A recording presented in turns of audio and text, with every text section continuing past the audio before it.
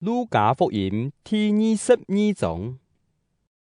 初九节又按到攀高节未到嚟，祭司长老监学教师因为惊民众，就阴谋爱样办杀害耶稣。嗰時，撒旦進入加略人猶太嘅心。猶太係耶穌12個學生嘅一個。猶太係同祭司長老聖天嘅敬畏長參詳，愛樣辦將耶穌交本基督。基督非常歡喜，又答應拿錢本佢。猶太就同意，開始簽機會，愛在冇眾人在場嘅時節出賣耶穌。初九節期間，此攀高節羔羊嘅日到嚟，耶穌派彼得老約翰出去，吩咐佢哋講：你哋去推我哋準備攀高節嘅晚餐。佢哋問講：你喺我哋在哪位準備？耶穌講：你哋入上去，為渡到一個人帶定一罐水，你哋就停定佢，到佢入去嘅屋度。問幾家嘅主人講，先生講，我老我嘅學生食攀高節晚餐嘅客堂在哪位？佢會帶你哋去看樓當一間佈置好嘅大房間，你哋就在該位準備。佢哋就去所讀到嘅全部老耶穌對佢哋講嘅強樣，佢哋就在該位準備攀高節嘅晚餐。食夜嘅時間到嚟，耶穌入去。使徒也同佢向下操作，佢對佢哋講：我一直希望在受難以前，同你哋向下食了攀高節嘅晚餐。我老你哋講，冇等到了晚餐嘅意義實現在上帝國，我絕對唔會再食了嘅晚餐。然後耶穌接過餅，感謝上帝後講：你哋拿去大家本定飲。我老你哋講，從今以後，無等到上帝嘅國臨到，我絕對唔會再飲了葡萄酒。接等，佢拿起餅嘅，感謝上帝後，就擘開，本基督講：這係我嘅身體，係為你哋犧牲嘅，你哋愛按樣行來紀念我。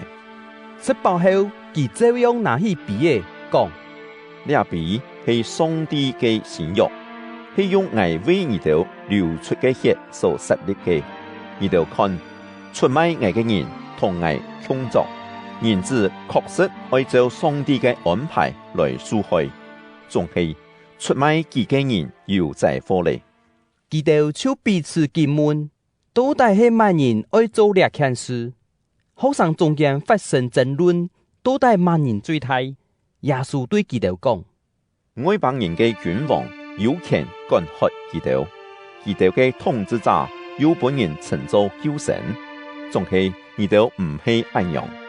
佢哋當中最大嘅，反轉去唱最細嘅，做兩手嘅應該唱僕人，係操作嘅卡太，也係服侍佢嘅卡太呢，咁唔係操作嘅卡太嘛？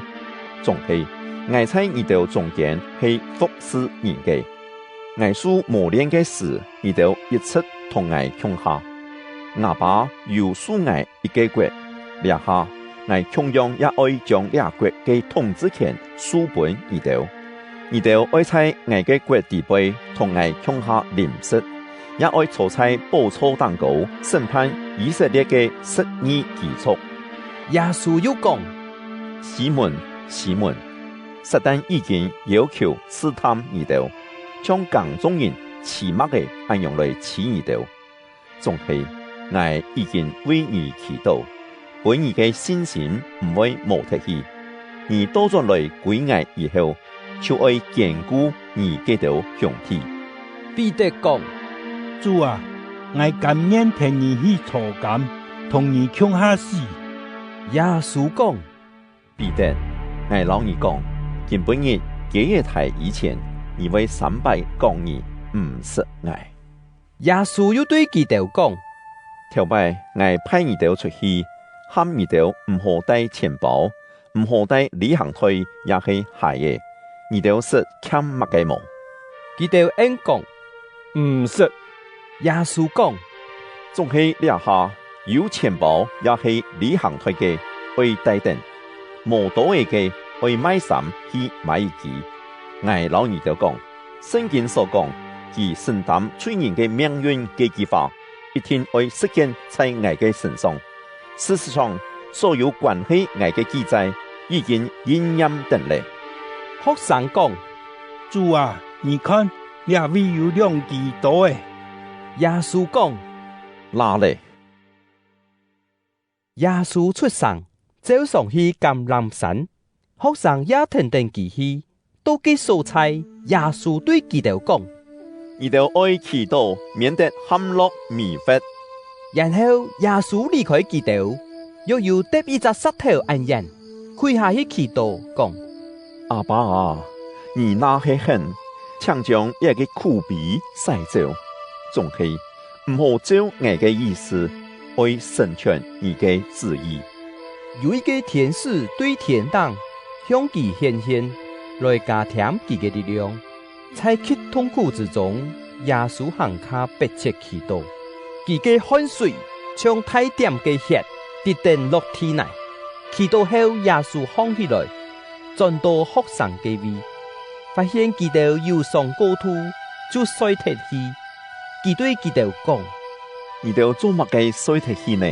放起來，愛祈禱，免得陷落迷惑。耶穌喊講電話嘅時，有一群人來到，12個學生中嘅猶太在頭前帶路，佢進前愛見耶穌。耶穌對佢講：猶太，你用金銀來出賣銀子，係冇？同耶穌腳下嘅學生看到這個情形，就講：主啊，我哋做得事多誒麼？其中一個幫出刀誒，對太子司嘅僕人劈過去，削脱佢右邊嘅耳光。耶穌講：莫再同數，聽等佢親屬命嘅人嘅耳光，醫好佢。然後耶穌對佢哋來作佢嘅祭司長、升天嘅警衛長、老長老講：你哋帶定刀嘅老軍人出來作嗌，看嗌做強盜係冇？我特意同你哋強下在升天度，你哋並冇下數作嗌，總係呢下係你哋橫行嘅時節，烏暗總權利。佢哋捉定耶穌，帶佢去太子司嘅屋度。彼得遠遠停定去，佢哋在田野度起一堆火，大家圍定火坐定，彼得也坐在佢哋中間。有一個侍女看到彼得坐在嗰位派火，就注目看定佢，講：呢個人也係同佢強下嘅。彼得否認講：夫人家，我唔識佢。過冇幾久，又有人注意到佢，講：你咩係佢哋當中嘅一個？彼得講：先生，我唔係。差唔多1點鐘後，另外有一個人用監聽嘅口氣講：絕對唔會查，佢咩係從家人搶下嘅，因為佢係加利利人。仲係彼得講：你哋個人啊，我唔知你講乜嘅。佢嘅話含忙講述，佢就睇主轉身注目看彼得，彼得正想起主對佢所講嘅話。今本日幾個台以前，以為300唔應愛，彼得就走出去，叫到非常傷心，將耶穌嘅人滅殺佢，打佢，揞定佢嘅目珠，問佢講：先帝啊，此堂看係乜人打你？佢哋又講千多話來侮辱佢。